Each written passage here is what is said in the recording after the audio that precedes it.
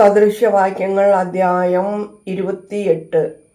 ദൈവമേ, നിന്റെ വേദപ്രമാണത്തിൽ അടങ്ങിയിരിക്കുന്ന അത്ഭുത കാര്യങ്ങളെ കാണുവാൻ എൻ്റെ ഉൾക്കണ്ണുകളെ പ്രകാശിപ്പിക്കണമേ. ആമീൻ.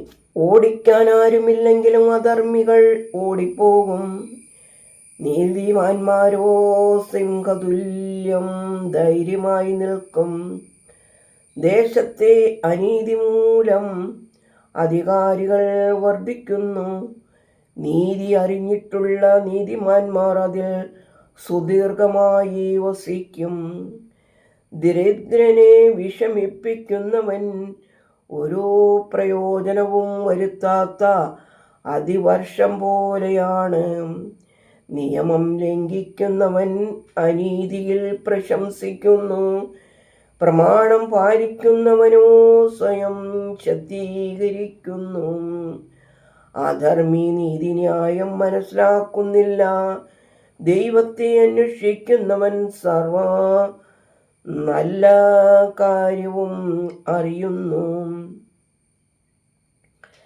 ദരിദ്രൻ പരമാർത്ഥതയോടെ പെരുമാറുന്നു, ധനവാന്റെ വഴികൾ വികടമത്രേ.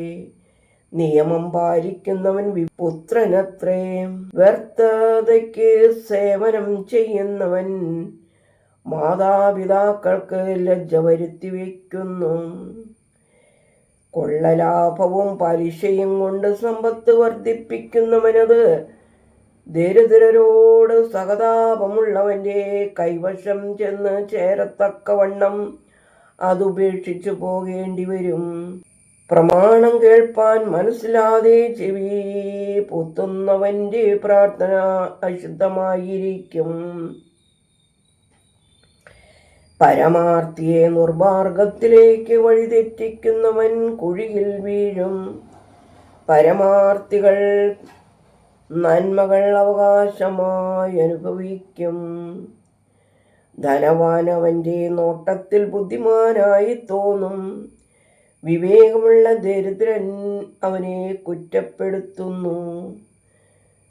നീതിമാന്മാരുടെ ശക്തി മൂലം ബഹുമാനം വർദ്ധിക്കുന്നു, അനീതിപരൻ്റെ നില മൂലം അവൻ്റെ ബഹുമാനം കുറഞ്ഞു പോകും. തൻ്റെ അനീതി സ്വയം മറച്ചു വയ്ക്കുന്നവൻ ശോഭിക്കയില്ല, പാപം ഏറ്റുപറയുന്നവനോ അവ വിട്ടുമാറുന്നു. അവൻ്റെ മേൽ ദൈവകരുണയുണ്ടാകും, എപ്പോഴും ഭക്തിയോടിരിക്കുന്നവൻ ഭാഗ്യവാൻ. ഹൃദയം കഠിനമാക്കുന്നവൻ ദുരിതത്തിൽ നിപതിക്കും. സിംഹം ഗർജിക്കുന്നു, ചെന്നായ കൂവുന്നു, എളിയ ജനത്തിന്മേൽ അധർമ്മി അധികാരിയായതുമൂലം തന്നെ. അല്പബുദ്ധിയായ ഭരണാധിപന്റെ പ്രയാസങ്ങൾ വർദ്ധിച്ചിരിക്കും. വഞ്ചന നിരസിക്കുന്നവന് ദീർഘായുസ്സുണ്ടാകും.